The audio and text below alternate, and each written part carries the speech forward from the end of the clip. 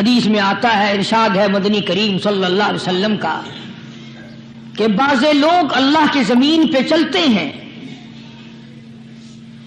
بعض لوگ اللہ کی زمین پہ چلتے ہیں اور زمین اللہ سے یہ اجازت مانگتی ہے، پروردگار اگر اجازت ہو میں اس کو نگل جاؤں،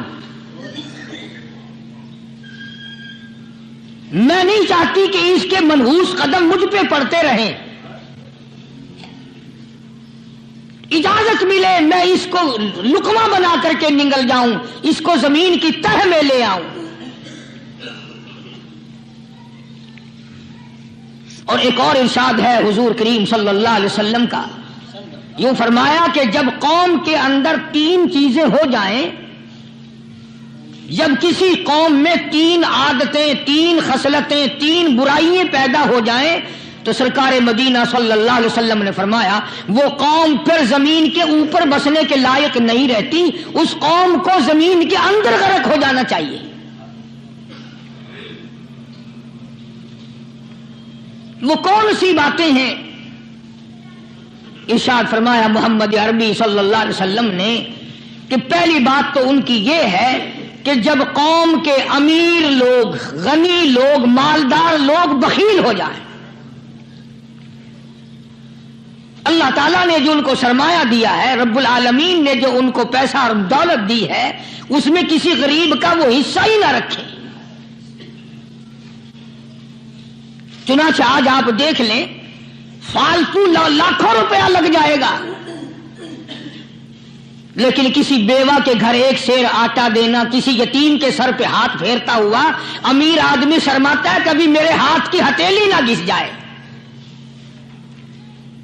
حالانکہ ارشاد فرمایا مدنی کریم صلی اللہ تعالی علیہ وسلم نے بعد وقت ایسا قبولیت کا ہوتا ہے جو آدمی یتیم کے سر پہ ہاتھ پھیر دے محبت کے ساتھ، یہ بچہ یتیم ہے، اس کا لاڈ اجڑ گیا، اس کا مان اجڑ گیا، اس کا ابا رخصت ہو گیا، اس کو گود میں بٹھا کر پوچھنے والا چلا گیا بیٹا تو کیا چیز کھاوے گا؟ حضور کریم صلی اللہ تعالی علیہ وسلم نے فرمایا جب یتیم کے سر پہ آدمی محبت کے ساتھ، شفقت کے ساتھ ہاتھ پھیرتا ہے، اللہ پاک یوں فرماتا ہے مجھے اپنی کبریائی کی قسم جتنے بال اس کے ہاتھ کے نیچے آ جاتے ہیں اتنی نیکیاں ہاتھ پھیرنے والے کے نام اعمال میں لکھ دی جاتی ہے۔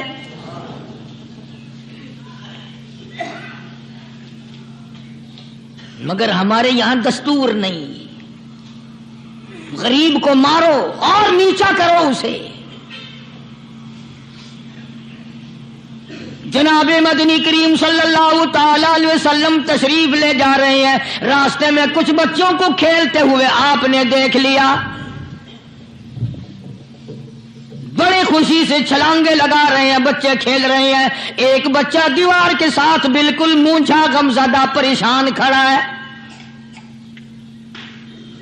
حضور کریم صلی اللہ تعالی علیہ وسلم کی نگاہ مبارک اس بچے پہ پڑ گئی، آپ نے قریب تشریف لا کر اس سے پوچھا او بچے، سارے بچے کھیل رہے ہیں تو کیوں نہیں کھیلتا؟ کہنے لگا میرا کھلانے والا دنیا سے چلا گیا،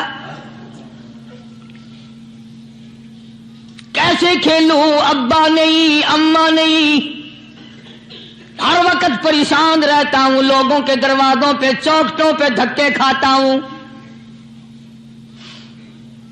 آپ مدنی کریم صلی اللہ تعالی علیہ وسلم نے رحمت والے ہاتھ سے اس یتیم کی انگلی پکڑی اور اپنے ساتھ پیار کرتے ہوئے تشریف لے آئے، فرمایا جناب عائشہ صدیقہ رضی اللہ تعالی عنہا سے اللہ والی آج اللہ پاک نے تجھے بڑی غنیمت بخشی ہے، بڑی دولت دی ہے، عید کا دن ہے، میں عید کی نماز کے لیے جا رہا تھا، بچے سارے خوشیاں منا رہے تھے، یہ بچہ دیکھا میں نے بڑا غمزدہ کھڑا تھا، بڑا پریشان کھڑا تھا، اب میں نے اس سے پوچھا آج عید کا دن ہے تو خوشی کیوں نہیں مناتا؟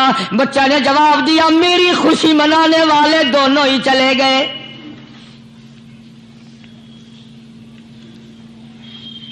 آج اللہ نے یہ موقع بخشا ہے، اسے نہلا دھلا، اس کو نئے کپڑے پہنا، मासूम बच्चे के सर पे हाथ फेरते हुए फरमाया, बेटा घबराना, ये आयशा सिद्दीका तेरी अम्मा है, मैं मुहम्मदुर रसूलुल्लाह आज से तेरा अब्बा बन गया हूं।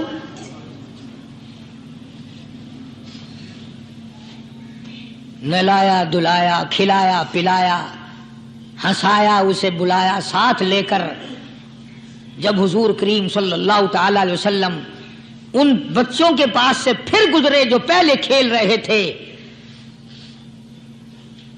उस जमाने के तो बच्चे भी समझदार थे, आज तो चिट्टी दाढ़ी वालों को समझ नहीं है।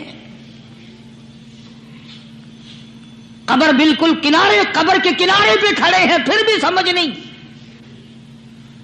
किसी को हसद ने मारा, किसी को तकब्बुर ने मारा, किसी को दौलत की बीमारी ने मारा, इसी को मजजूब कहता है। नफ्स और शैतान है खंजर दर बगल। कोई आदमी अपने बारे में इत्मीनान न करे कि मेरा मामला ठीक हो गया, ना जाने आखिरी वक्त में क्या बन जाएगी। एक अल्लाह वाले का इंतकाल होने लगा, आखिरी वक्त है। खानदान उस अल्लाह वाले का चारों तरफ बैठा हुआ है, मुरीदीन बैठे हुए हैं, अल्लाह वाले की चारों तरफ हल्का बैठा हुआ, आखिरी वक्त है। अरबी जुबान में जिसका तर्जमा ये है, उसकी जुबान से एक बात निकलती है, अभी नहीं, अभी नहीं, अभी नहीं, अभी नहीं, अभी नहीं। मरने के बाद किसी ने ख्वाब में देखा तो पूछा, हजरत जी दुनिया दुरूद शरीफ पढ़ती है, मरते वक्त कलमा पढ़ते हैं, अल्लाह अल्लाह करते हैं, ये आप अभी नहीं, अभी नहीं क्या फरमा रहे थे? तो यूं फरमाया, तुम्हें क्या मालूम है, शैतान मेरे सामने खड़ा था और कहता था मैंने दुनिया को फंसाया, दुनिया को वरगलाया, दुनिया को बहकाया, तू मेरे फंदे से फंस गया, तेरे इल्म ने, तेरी नेकी ने बचा लिया। तो मैं कहता था जालिम अभी तो सांस आ रही है, ना जाने क्या बनेगी, अभी नहीं, अभी नहीं, अभी नहीं।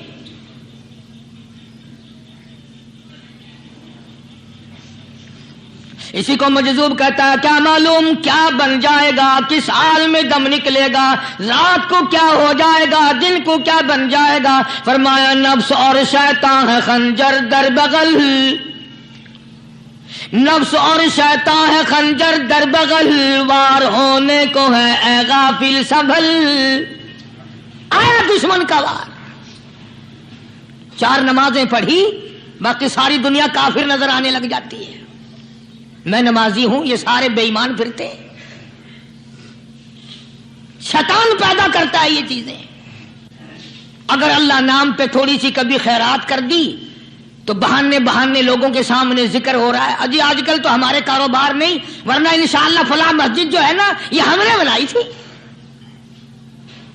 बहाने बहाने बताना। इसलिए मजजूब कहता है, घबराया ना कर और अपने आप को इत्मीनान न दिलाया कर। कहता नफ्स और शैतान है खंजर दर बगल, वार होने को है ए गाफिल संभल। चला शैतान का खंजर, चला शैतान का खंजर, लगाया उसने दो, लगाया उसने दो। लोगों का ख्याल यह है कि शैतान सिर्फ वो, शैतान के बहकाए में वो आदमी आता है जो किसी को कत्ल कर दे। लोगों के नजदीक सिर्फ जिना करना गुनाह है, कत्ल करना गुनाह है, चोरी करना गुनाह है, डाका मारना गुनाह है, और चौथी चीज गुनाह ही कोई नहीं। हजरत उस्मान गनी ज़िन्नुरैन रज़ी अल्लाह ताला अन्हु की मुबारक मजलिस है, सहाबा किराम का दौर है, नबी का दोहरा दामाद, मजलिस है उस्मान ज़िन्नुरैन की। एक आदमी मजलिस में आके बैठा, हजरत उस्मान की मजलिस में एक आदमी आके बैठा तो हजरत उस्मान फरमाते हैं, तवज्जो, हजरत उस्मान फरमाते हैं, यूं नहीं फरमाया कि तूने ऐसा किया है, उसे जलील नहीं किया, बल्कि यूं फरमाया लोगों को शर्म नहीं आती, लोग आंख का जिना करके मेरी मजलिस में आके बैठते हैं, लोग आंख का गुनाह करके मेरी मजलिस में आके बैठते हैं। तो दौर था ना सहाबा किराम का, फौरन चोट की किसी ने कि नबी के बाद वही आनी शुरू हो गई। यानी आपको कैसे पता चल गया कि कोई आदमी गलत निगाह डाल के आया? इसकी रास्ते में नजर कहीं गलत पड़ी थी आने वाले की, आपको कैसे पता चला? यानी बात करने वाले को भी देखो और फिर चोट करने वाले को भी देखो। तो हज़रत उस्मान रज़ी अल्लाह तआला अन्हु ने फरमाया, भाई पाक मजलिस में अगर एक तोला भी कोई पखाना लेकर आ जाए तो बदबू तो आ ही जाएगी ना। सहाबा की पाक मजलिस में अगर कोई आंख का जिना भी करके आया, फरमाया मजलिस के अंदर बदबू फैल गई। तो अल्लाह वालों की मजलिस है और अल्लाह वालों की रफाकत एक बहुत बड़ी चीज थी। कभी लोग हासिल किया करते थे, अब तो हर आदमी पीर है, हर आदमी लीडर है, हर आदमी चौधरी है, हर आदमी बड़ा बना हुआ है, छोटा हम में कोई है ही नहीं।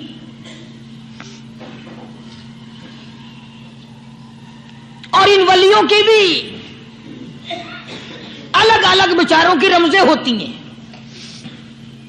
उलमा किराम ने लिखा है, हजरत ख्वाजा बाकी बिल्ला रहमतुल्लाह अलैह दिल्ली में मजार है, बहुत बड़े बुजुर्ग गुजरे हैं। देखो मैं जिक्र खैर कर रहा हूं ना, कई लोग तुम्हें निकलते हुए टांगे वाले, घोड़े वाले, रक्षे वाले कहते हैं कारी अली वलियों को नहीं मानता। मैं ये जिक्र खैर वलियों ही का तो कर रहा हूं। बात सिर्फ इतनी है, तुम्हें अच्छी लगे ये बुरी लगे, मैं नंगों को नहीं मानता। मेरे नजदीक वली वो है जिसकी रग रस से, नस नस से, खून के कतरे कतरे से, हर अदा से, हर सुन्नत से, हर तरीके से मोहम्मद अरबी सल्लल्लाहु अलैहि वसल्लम की सुन्नत जिंदा होता हो। मैं उसको वली नहीं मानता जो कपड़ों से नंगा फिरता हो।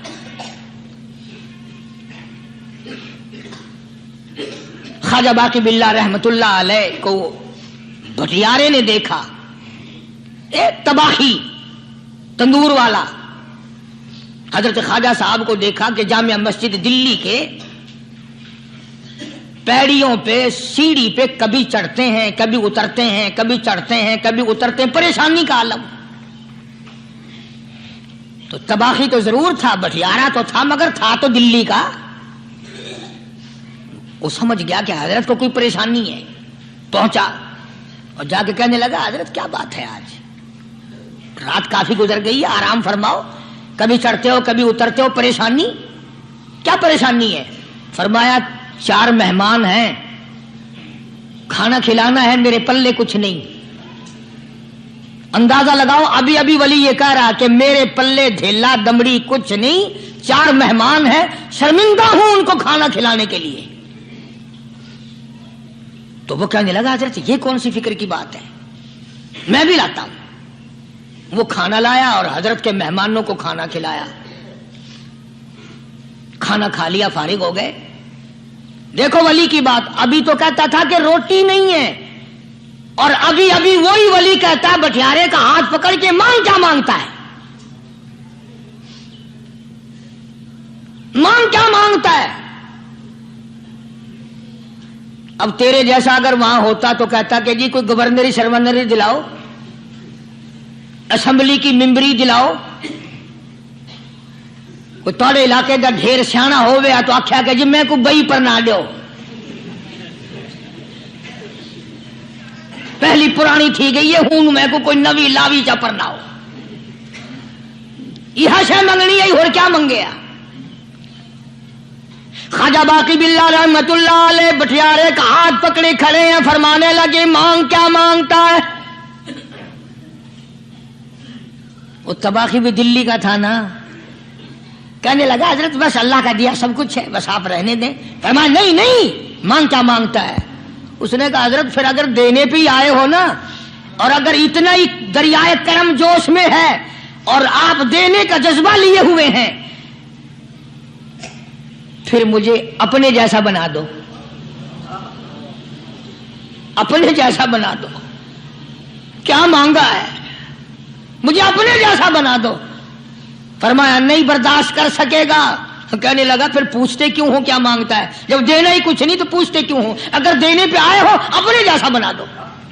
यूं लिखा है कि ख्वाजा बाकी बिल्ला ने उस भटियारे को अपने सीने से लगा करके थोड़ा सा दबाया था, पटाख करके रूह निकल गई भटियारे की।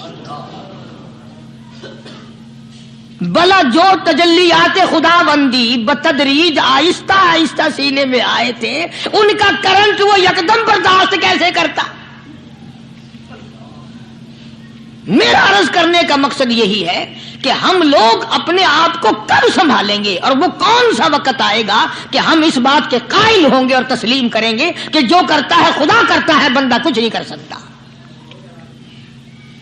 تو میں نے اس لیے عرض کیا، مجذوب کہتا ہے نفس اور شیطان ہے خنجر در بغل، نفس اور شیطان ہے خنجر در بغل، وار ہونے کو ہے اے غافل سنبھل۔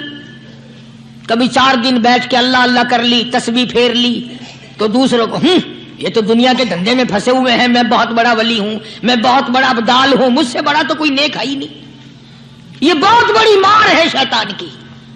اسی کو کہتا کہ نفس اور شیطان ہے خنجر در بغل، وار ہونے کو ہے اے غافل سنبھل، آ نہ جائے دین و ایمان میں خلل، آ نہ جائے دین و ایمان میں خلل، باز آ بدعمل۔ کچھ تو سوچ، کس کی تو پیداوار ہے، کس نے تجھے بنایا، کس نے تجھے یہ آنکھیں دی، کس نے یہ لب دیے، کس نے یہ دل دیا، کس نے یہ دماغ دیا، کس نے یہ شعور بخشا، کس نے یہ ساری چیزیں عطا فرمائی؟ اللہ پاک کی ذات فرماتی ہے او لوگو، مجھے بھی بڑا دکھ لگتا ہے، مجھے بھی بڑا صدمہ ہوتا ہے، میرا قہر جوش میں آ جاتا ہے جب پیاری شکل بناؤں میں، پیاری صورت بنائی میں نے، پیارا ماتھا سونی شکل بنائی میں نے، جب میری چوکھٹ کے سوا دوسروں کے دروازے پہ جا کے تو ماتھا رکھتا ہے، فرمایا میرا قہر جوش میں آتا ہے تجھے برباد کر دوں۔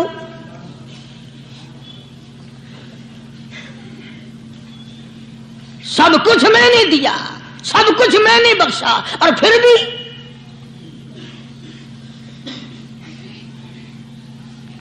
شاہ عبد القدوس گنگوہی رحمت اللہ علیہ بہت بڑے بزرگوں میں سے گزرے ہیں، بہت بڑے اللہ والے تھے۔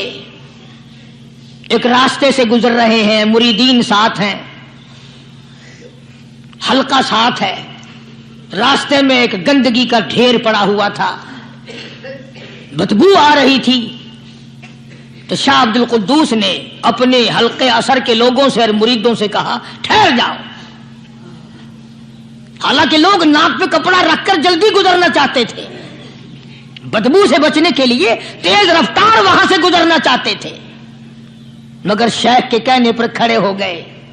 شکر ہے تم نہ تم جیسے وہاں مرید بھی نہیں تھے، ورنہ کہتے کہ اے پھٹ گیا شیخ ہے تو پتہ ہی نہیں لگتا برائی دا چنگائی دا، گندگی دے پہ کولساں کو کھڑائی کھڑے۔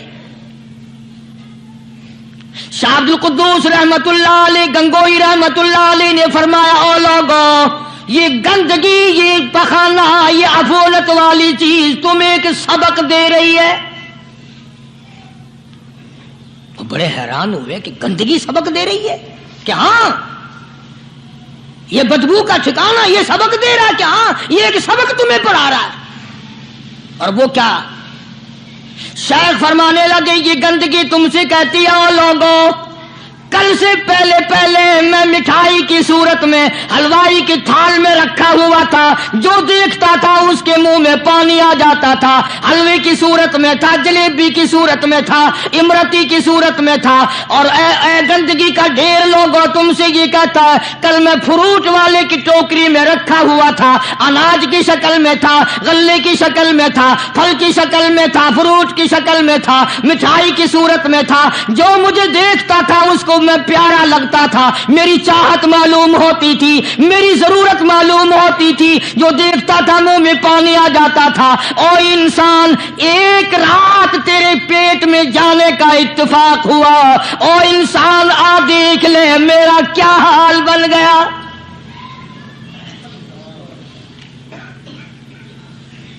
ایک رات تو تیری صحبت میں رہا ہوں، ایک رات تیرے اندر ٹھہرنے کا اتفاق ہوا، دیکھ میرا کیا حال بن گیا۔ ہر ہر شخص مجھ سے نفرت کرتا ہے، مجھ سے بدبو کی وجہ سے نفرت کرتا ہے، ناک پہ کپڑا رکھتا ہے، میرا کیا حال بن گیا؟ اور بندے تجھے 40 50 60 سال گزر گئے، تو نے اپنے اندر خوشبو پیدا کرنے کی کوشش نہ کی،